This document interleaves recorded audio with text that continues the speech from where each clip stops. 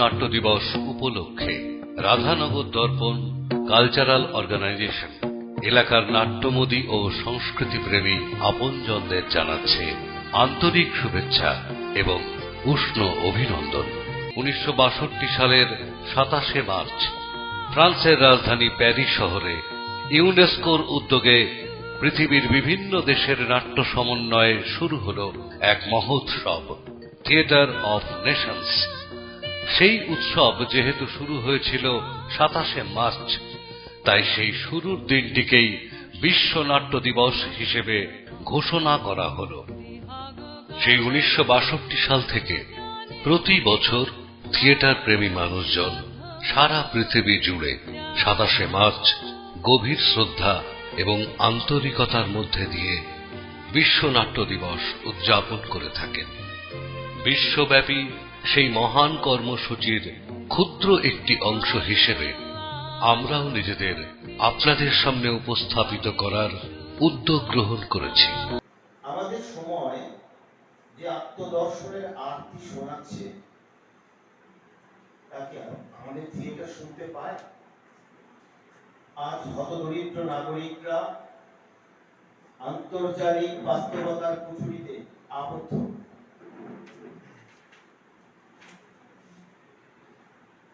তারা আজ শ্বাসরুদ্ধকর গোপনীয়তার মধ্যে আটকে গেছে। এই সর্বগ্রাসী নিয়ন্ত্রণ, সার্বিক দমন ব্যবস্থা আর কৃত্রিম যাপনের মধ্যে কি জীবনের বর্ণালী বিচ্ছুরিত হবার স্পর্ধা দেখাতে পারে থিয়েটার? থিয়েটার কি পরিবেশ ধ্বংস, বিশ্ব উষ্ণায়ন, ব্যাপক জীবন বৈচিত্র্যের ক্ষতি, সমুদ্র দূষণ, বরফ গলন, দাবানল বৃদ্ধি এবং আবহাওয়ার চরমতম বিপর্যয় নিয়ে চিন্তিত? থিয়েটার কি বাস্তবতন্ত্রের একটি সক্রিয় অংশ হতে পারে না? থিয়েটার বহু বছর ধরে পৃথিবীর মানুষের যাপন ও প্রভাবকে পর্যবেক্ষণ করে আসছে যথার্থভাবে, কিন্তু সমাজ ও জীবনের এই সব সমস্যা মোকাবিলা করা নাটকের জন্য বেশ কঠিন হয়ে পড়ছে ক্রমে ক্রমে। 19 শতাব্দীতে যখন মানুষের অবস্থা বিবর্তিত হচ্ছে রাজনৈতিক ও অর্থনৈতিক স্বার্থ, মিডিয়া নেটওয়ার্ক এবং মতামত গঠনকারী সংস্থাগুলি দ্বারা, তখন থিয়েটার কি সেই পরিস্থিতি নিয়ে চিন্তিত? এই সমস্ত প্রশ্নগুলো আজ থিওডোরস টেরজোপোলোস থিয়েটারের কর্মীদের সামনে তুলে ধরেছেন, যা প্রশ্নকর্তাকে পৌরাণিক কাহিনীর মূল এবং মানব রহস্যের বহুমাত্রিক দিক সম্পর্কের আরো গভীর অনুসন্ধানে পরিচালিত করতে পারে। এই বহুমাত্রিক এক নায়কতন্ত্র থেকে বেরিয়ে আসার জন্য আমাদের স্মৃতির চর্চা করতে হবে। নতুন নৈতিক রাজনৈতিক দায়িত্ব গঠনের লক্ষ্যে আমাদের নতুন এক আদর্শের অভিমুখে অগ্রসর হতে হবে। বিভিন্ন এই প্রশ্নের উত্তর একমাত্র থিয়েটারে দিতে পারে। থিয়েটারই সমাজকে দেখায়। ধন্যবাদ।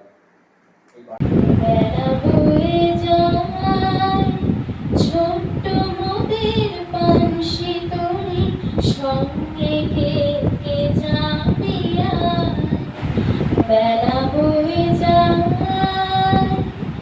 দোলে হার বকুল চোখে দিয়ে বাতাসে রেশমি পাল উঠছে মধুর মধুর বাতাসে, দোলে হার বকুল চোখে দিয়ে বাতাসে রেশমি পাল উঠছে মধুর মধুর বাতাসে, খেলছে দড়ি দুলছে দড়ি, খেলছে দড়ি দুলছে দড়ি, ভেসে যাচ্ছে দড়িয়ায় ছোট্ট মোদের পানসি তরি সঙ্গে কে যাবে, বেলা বয়ে যায়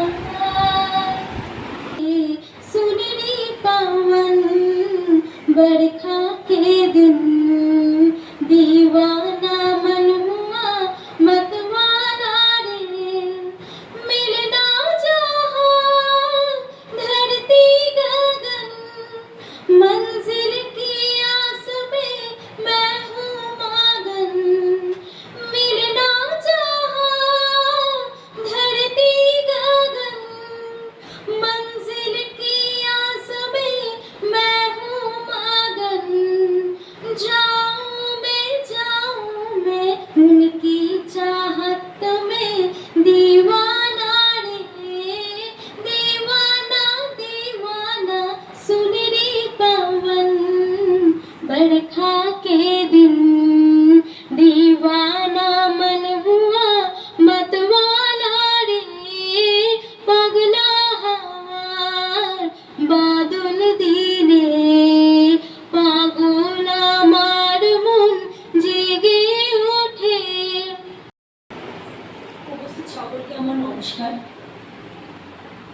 আজকে বিশ্ব নাট্য দিবসের উদযাপনের যে কল্যাণ পর্বে আমরা ব্রতী হয়েছি, আজকের এই শুভ সন্ধ্যায় আমার নিবেদন কবি সুকুমার রায়ের সৎপাত্র। শুনতে পেলাম পোস্তা গিয়ে তোমার নাকি মেয়ের বিয়ে, গঙ্গারামকে পাত্র পেলে, জানতে চাও সে কেমন ছেলে? মন্দ নয় সে পাত্র ভালো, রং যদিও বেজায় কালো, তার উপরে মুখের গঠন অনেকটা ঠিক পেঁচার মতো। বিদ্যে বুদ্ধি বলছি মশাই, ধন্যী ছেলের অধ্যাবসায়। 19টি বার ম্যাট্রিকে সে ঘায়েল হয়ে থামল শেষে। বিষয়াশয় গরিব বেজায়, কষ্টে শিষ্টে দিন চলে যায়। মানুষ তো নয় ভাইগুলো তার, একটি পাগল একটি গোমার, আর একটি সে তৈরি ছেলে, জাল করে নোট গেছেন জেলে। কনিষ্ঠটি তবলা বাজায়, যাত্রা দলে 5 টাকা পায়। গঙ্গারাম তো কেবল ভোগে, পিলের জ্বর আর রোগে। কিন্তু তারা উচ্চ ঘর, কংসরাজের বংশধর। শ্যামলাহিড়ি বনগ্রামের, কি যেন হয় গঙ্গারামের। যা হোক এবার পাত্র পেলে, কি আর এমন মন্দ ছেলে। নমস্কার। প্রথমে তাকালাম আপনার মুখে, মুখ নয় যেন হিরণময় আলো, দুটো চোখ যেন গ্রন্থ, দুটো বই, একটা বীরত্ব একটা বেদনা। তারপর তাকালাম আপনার চুলে, কতদিন ওই চুলে আমি বিড়ি কাটিনি, কতদিন আমি আপনার সঙ্গে শেষ রাত্রিবাসের চিহ্ন মনে পড়ছিল। সেদিন মনে হয় আপনি প্রথম আমায় ভালোবেসেছিলেন। আমারও পড়ানো যাহা চায়, তুমি তাই, তুমি তাই গো। আমারও পড়ানো যাহা চায়, তোমা ছাড়া এ জগতে মোর কেহ নাই, কিছু নাই গো। আমারও পড়ানো যাহা চায়, তুমি তাই, তুমি তাই গো। আমারও পড়ানো যাহা চায়, তুমি সুখ যদি নাহি পাও, যাও সুখের সন্ধানে যাও। তুমি সুখ যদি নাহি পাও, যাও সুখের সন্ধানে যাও। আমি তোমারে পেয়েছি হৃদয় মাঝে, আর কিছু নাহি চাহি গো। আমারও পড়ানো যাহা চায়, তুমি তাই, তুমি তাই গো। আমারও পড়ানো যাহা চায়, আমি তোমারি বিরহে রহিব বিলীন, তোমাতে করিব বাস। দীর্ঘ দিবস দীর্ঘ রজনী, দীর্ঘ বরষ মাস। যদি আরো কারে ভালোবাসো, যদি আর ফিরে নাহি আসো, যদি আর কারে ভালোবাসো, যদি আর ফিরে নাহি আসো, তবে তুমি যাহা চাও তাই যেন পাও। যত দুঃখ পাই গো, আমারও পরানো যাহা চায় তুমি তাই গো, আমারও পরানো যাহা চায়।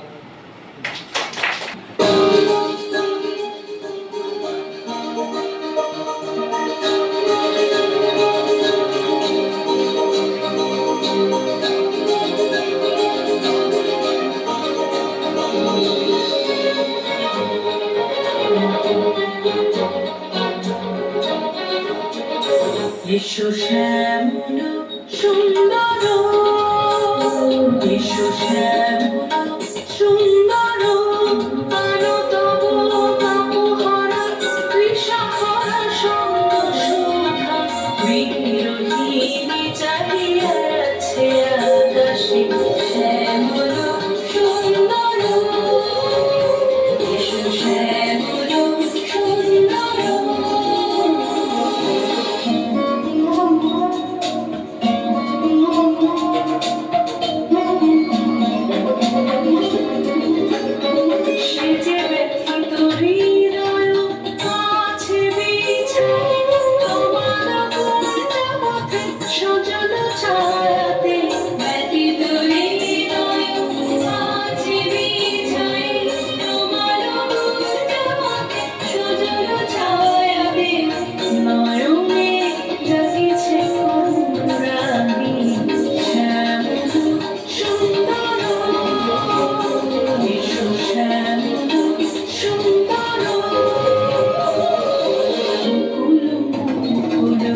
রেখেছে গাথিয়া বাজিছে অঙ্গনে মিলন বাঁশরি, বকুল মুকুল রেখেছে গাথিয়া বাজিছে অঙ্গনে মিলন বাঁশরি।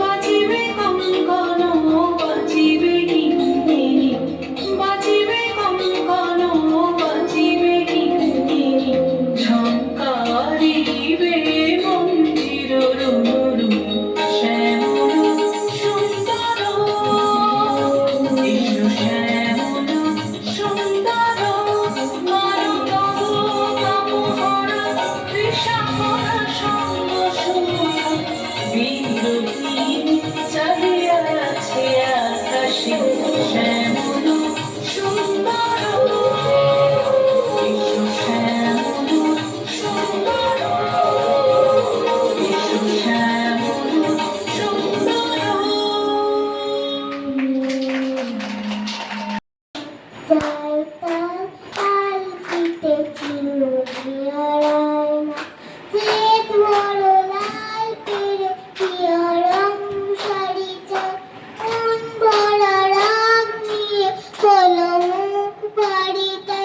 গাটা ভরা পান দেব পান কেন চাই না, লাল চুটি কাকা তোমা ধরেছে যে পাই না, চায় তার লাল পিঠে চিরুনি আর আয়না, ছোট থেকে কোনো দিনই বড় যদি হতে চাও, ভালো করে মন দিয়ে লেখাপড়া শিখে না, দুষ্টুমি করে যে কেউ তাকে চায় না, লাল জুতি কাকা তো ধরেছে যে ভাই না, চাই তার লাল ফিতে চিরুনি আর আয়না।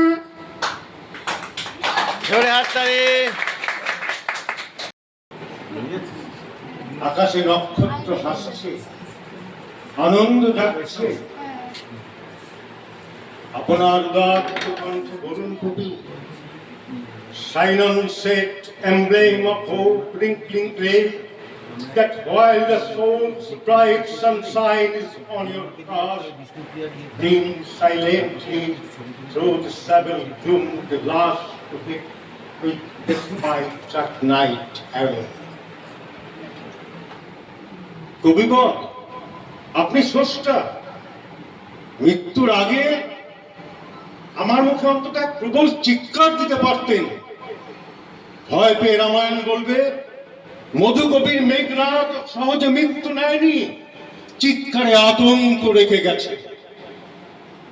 কাঁদবেন না, শান্ত হন, শান্ত হন।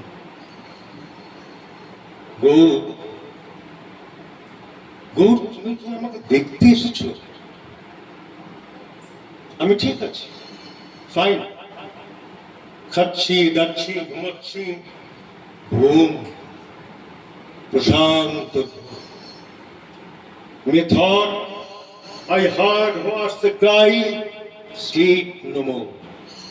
আমার যাবার সময় হলো, দাও বিদায়।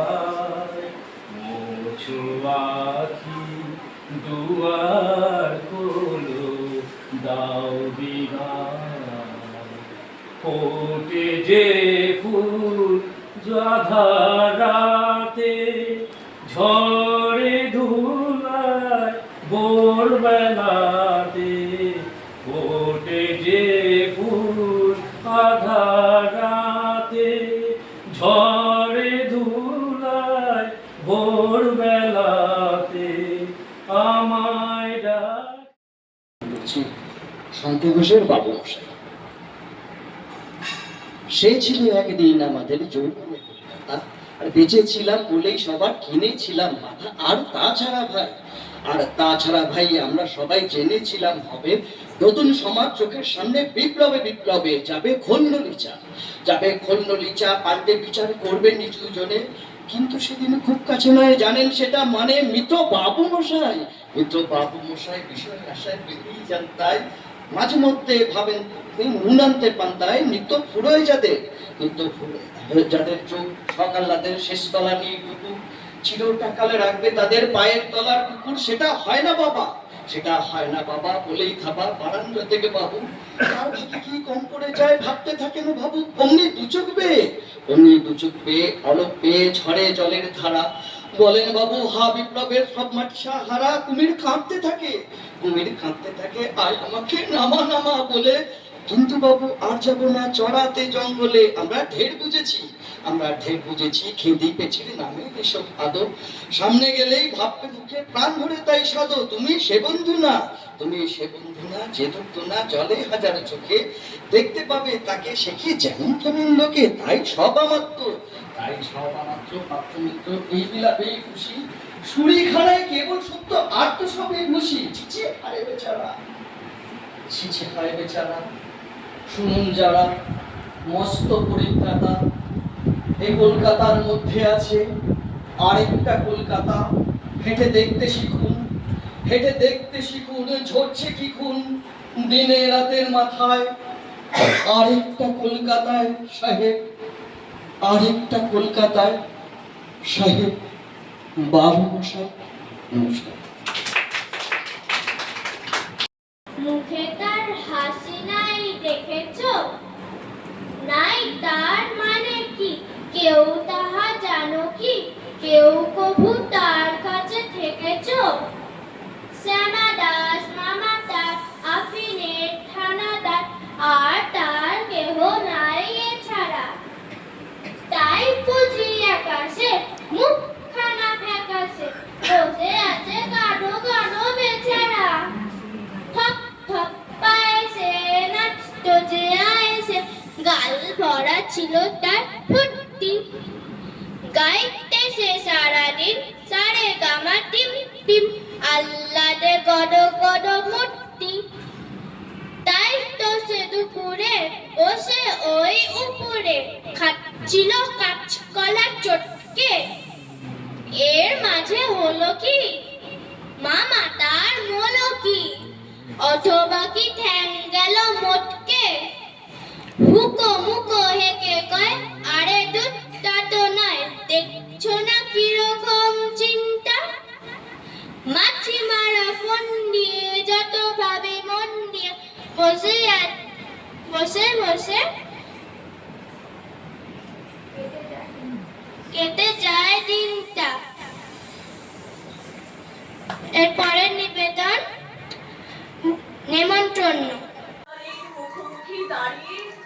বিশাল চিত্রপটে রং নিয়ে খেলা করে যাচ্ছেন। কে আপনি? আমি ঈশ্বর। হাসির কারণটা জানতে পারি? ঈশ্বর তো সর্বত্র, তিনি অনুমান করেনি। একাধিক কাজে একসঙ্গে মনোনিবেশ করা সম্ভবত ঈশ্বরেরও অসাধ্য। অগত্যা। অগত্যা কারণটা আমাকেই বলতে হবে। হ্যাঁ, বিষয়টা তাই জানাচ্ছে। বলতে পারেন ঈশ্বরকে চর্মচক্ষুতে দর্শন লাভের পুলক। বিদ্রুপ করছেন? মনে হওয়ার কারণ আপনার বাচন ভঙ্গি। নারীর মুখের ভাষা থেকে মনের ভাবের পথ, সে ঈশ্বরের অগম্য। তবে একটা কৌতুক, নিরসনের চেষ্টা করব। আপনার ঈশ্বরত্ব প্রাপ্তির উপায়টা যদি জানতে পারতাম। ভুল। ভুল? আমি ঈশ্বরত্ব অর্জন করেছি, প্রতি মুহূর্তে অর্জন করে চলেছি। এদিকে আসুন, আসুন। হ্যাঁ, এই দেখুন, ক্যানভাসের এই অংশটুকু একেবারে শূন্য, নিরর্থ। আমি আমার তুলিতে তুলে নিলাম রং। এই মুহূর্তে এই রঙিন আনন্দ সৃষ্টি করলাম আমি। আপনাকে আপনাকে দেখে বিশাল একটি শিশু মনে হচ্ছে। সৃষ্টি তো সরলই হয়, সারলেও একটা উদ্দেশ্য থাকা বিধেয়। অর্থাৎ উদ্দেশ্যমূলক সৃষ্টি। ক্ষমা করুন, আমি সৃষ্টি করি আনন্দের তাগিদে। কেবল নিজের আনন্দ, কেবলই। তারপর যদি অন্যের সে অমৃতের স্বাদ পায়, তাতে আপত্তি কোথায়? প্রাথমিকভাবে ঈশ্বর স্বার্থপর। সৃষ্টি যদি শিল্পীকে সুধাসিক্ত না করতে পারে, অপরকে আবিষ্ট করবে কি করে? তুলিটা আপনার হাতে নেই, আমি রাঙিয়ে দিচ্ছি। আমি রাঙিয়ে দিচ্ছি আপনার তুলি। সাদার বুকে একবার রং ফোটান। মানে আমি আমি অনভিজ্ঞ। সব সৃষ্টির একদিন শুরু থাকে। এই তো আপনি পারছেন। না না না, আজও সামান্য দুটি একটি। অনেকেই ওভাবে শুরু হয়, কিছু কিছু কিছু অনুভব করতে পারছেন আপনি? কি কি? ভাষায় প্রকাশ করতে পারছি না। শিল্প, শিল্প একমাত্র শিল্পই পারে নশ্বরকে ঈশ্বরে রূপান্তরিত করতে। আজ থেকে 10, 11 বা 33 বছর পরে আপনি চলে যাবেন, কোনো চিহ্ন থাকবে না আপনার শরীরে। থেকে যাবে আপনার এই সৃজন। গান শুনে রাগ লাগবে? হ্যাঁ, কি অনুভব করেন? হিল্লোল জেগে ওঠে সমস্ত শরীরে। ঈশ্বরই তো এমন ভাবে সম্মোহিত করতে পারেন, যে মানুষটি রাগের জন্ম দিলেন তিনি হারিয়ে গেলেন অনন্তে। তার সন্তান তো রয়ে গেল সূক্ষ্ম চাদরের মতো অস্তিত্ব জুড়ে। স্পর্শ করা যায় না, কেবল অনুভবে উপলব্ধিতে। ও কি ভেসে আসছে করুণ, মধুর, নিয়তির মতো অমোঘ। মাসি, কোন রতিমগ্ন স্রষ্টার আজন্মের আকুতি। অমৃত লোকের বাসিন্দারা বোধ করি এভাবেই আশীর্বাদ করেন। কারা ধন্য হয় সেই আশীর্বাদে? জাগতিক জীব। সকলে। ঈশ্বর সকলের সৃষ্টি সকলের জন্য। ঈশ্বরের খিদে পায়। ঈশ্বরকে অন্ন জুগিয়ে অনেকে পুনর্জন করেন। আর যারা দুবেলা নিজের সন্তানের মুখে দুমুঠো অন্ন তুলে দিতে পারে না, তাদের জন্য আপনার কি বিধান ঈশ্বর? যিনি যোগ্য, কেবল তিনি ঈশ্বরের করুণা পেতে পারেন। ঈশ্বর কি অন্ধ কেন? নাকি বধি? তার সৃষ্টি, তাদের সৃষ্টি কি সত্যি কেবল সকলের কাছে সমানভাবে পৌঁছায়? মানুষকেও তো হয়ে উঠতে হয়, অবিরাম রত থাকতে হয় অমৃতের যোগ্য পুত্র কন্যা হওয়ার প্রচেষ্টায়। মানুষকে যোগ্যতর করার কোন দায় তাহলে ঈশ্বরের নেই? মানুষকে বুকে হেঁটে পর্বত শৃঙ্গে ওঠার প্রাণান্ত পরিশ্রম দিতে হবে। ঈশ্বর তার অগ্রস্পর্শী অবস্থান থেকে যদি কেবল দুটি পা ফেলে সমতলের দিকে এগিয়ে আসতে, তাতে কি মানুষের ঈশ্বর প্রাপ্তি ঘটত? না, ঈশ্বর হয়তো আরো একটু মানুষ হয়ে উঠতে, যাকে ধরা যায়, ছোঁয়া যায়, যার কাছে নালিশ করা যায়,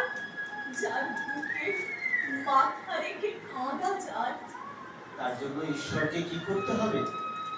আপনার অন্তরের বহমান মননে স্রোতকে করুণীস্বরে বলছি, মানুষের কর্জের ছবি আঁকুন। এই ছবি আমার হৃদয়ে পবিত্র গঙ্গা ধারার মতো আমার হৃদয় থেকে উৎসারিত। এবং সে স্পর্শ করছে আরো একটি হৃদয়কে। নিশ্চিতভাবে সে হৃদয়টি আরো এক ঈশ্বরী, আরো এক শিল্পী, যিনি সৃষ্টি করেন সুরের মূর্ছনা, তোলের অক্ষরের ঝঙ্কার, বা কোনো রাজপুরুষের কাঞ্চন মূল্যে যিনি কিনে নিতে পারেন ঈশ্বরকে, বা সৃষ্টি করতে পারেন নতুনতর কোনো ঈশ্বর। সকলকে শিক্ষিত করা ঈশ্বরের দায়িত্ব নয়, একমাত্র ঈশ্বরেরই দায়িত্ব। আপনি কি ভাবেন আমি ব্যর্থ আমার সৃষ্টি? না, কেবল আপনার ঈশ্বরত্বের দাবিটুকু ব্যর্থ। অনির্বাণ প্রতিভা নিয়ে আপনি সাফল্যের দিকে নির্নিমেষ দাঁড়িয়ে আছেন। মানুষের দোহাই ফিরে আসুন।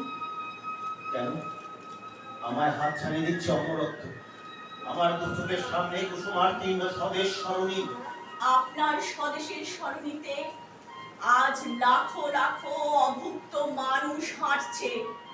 শিশুরা লুটিয়ে পড়ছে মায়ের শুকনো বুকের মুখ রেখে। মায়েরা হারিয়ে গেছেন গোপন গলিতে। ঈশ্বর কেবল নিজের জন্য বাঁচে না। শিল্পী, আপনার তুলিতে তুলে নিন রক্ত, পুঁজ, ক্লেদ। সবগুলো বিহুষা উদ্রেক করছে। আপনার সৃষ্টি যদি এত সুন্দর হয় ঈশ্বর, আপনার শিল্পে তার প্রতিচ্ছবি উঠে আসে না কেন? শিল্প কেবলমাত্র দর্পণ নয়, দর্পণাত্মক কোনো ছবি। হ্যাঁ তাই। অর্থাৎ প্রতিবিম্বকে স্রষ্টাও অস্বীকার করতে পারে না। ঘাম আর কান্নার সাগরে পাল না তুললে নতুন দ্বীপে কি করে পৌঁছাবেন ঈশ্বর?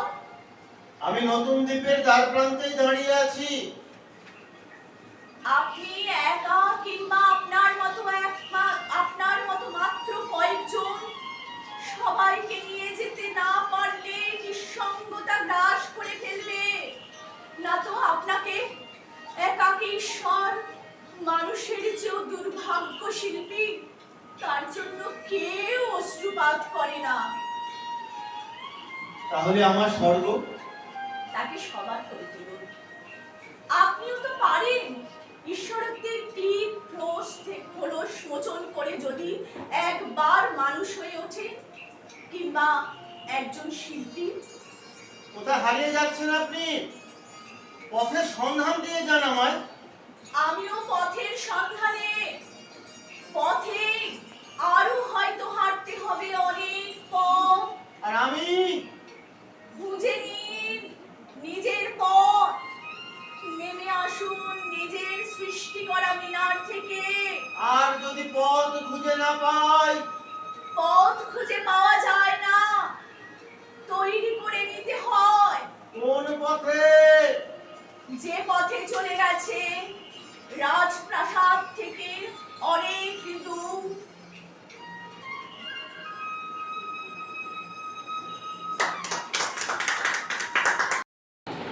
সুধাই ছিলে মোরে ডাকি, পরিচয় কিছু আছে নাকি? যাবে কোনখানে? আমি শুধু বলেছি কে জানে। নদীতে লাগিল দোলা, বাঁধনে পড়িল টান। একা বসে গাহিরাম যৌবনের বেদনার গান। সেই গান শুনে কুসুমিত তরুতলে তরুণ তরুণী তুলিল অশোক। মোর হাতে দিয়ে তারা কহিল, এ আমাদের লোক, আর কিছু নয়। সে মোর প্রথম পরিচয়। তারপর জোয়ারের বেলা সাঙ্গ হলো তরঙ্গের খেলা। কোকিলের ক্লান্ত গানে বিস্তৃত দিনের কথা বর্ষাত যেন মনে আনে। কনক চাপার দল পরে ঝুলে ভেসে যায় দূরে। ফাল্গুনের উৎসব রাতির নিমন্ত্রণ লিখন পাতির ছিন্ন অংশ তারা। অর্থহারা। তরিখানা ভেসে যায় সমুদ্রের টানে, নূতন কালের নবযাত্রী ছেলে মেয়ে শুধাইছে দূর হতেছে সন্ধ্যার তারার দিকে, বহিয়া চলেছ তরণীকে। সেতারিতে বাঁধিলাম তার, গাহিলাম আর বার, মোর নাম এই বলে খ্যাত হোক, আমি তোমাদের এলো, আর কিছু নয়, এই হোক শেষ পরিচয়। এই কবিতা দিয়ে আমি আমার পরিচয় দিলাম বিশ্ব নাট্য দিবস উদযাপনে।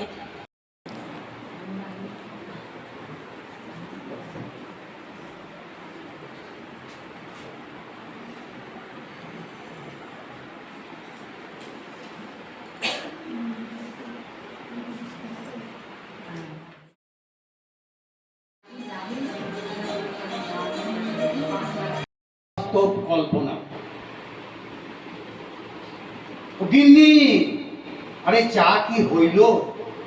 অফিস থেকে ফিরছি পাক্কা 1 ঘন্টা হইল, কখনো চায়ের দেখা না। তুমি কি দার্জিলিং গেল নাকি চা পাতা আনতে? তাইলে আর কি করি, গানই গাই। সবাই বইয়া পা দুলাই রে, আরে চায়ের দেখা নাই রে, চায়ের দেখা নাই, চায়ের দেখা নাই রে, চায়ের দেখা নাই। কি কইলা গিন্নি? ও, আমি গত জন্মে চাতক পাখি ছিলাম। জল কইয়ের বদলে চা চা কইলা হেদাইয়ে মরতাছে।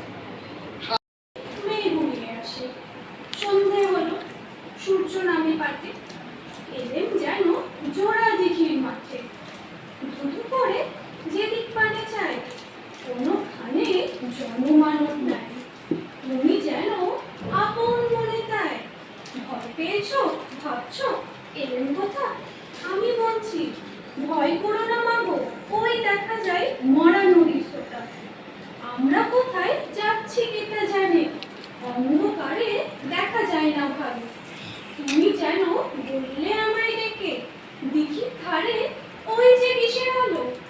এমন সময় হারে রে রে রে রে, ওই যে কারা আসতেছে ডাকছে। তুমি ভয়ে পালকিতে এক কোণে, ঠাকুর দেবতা স্মরণ করছো মনে। বেয়ারা গুলো পাশের কাটা বনে,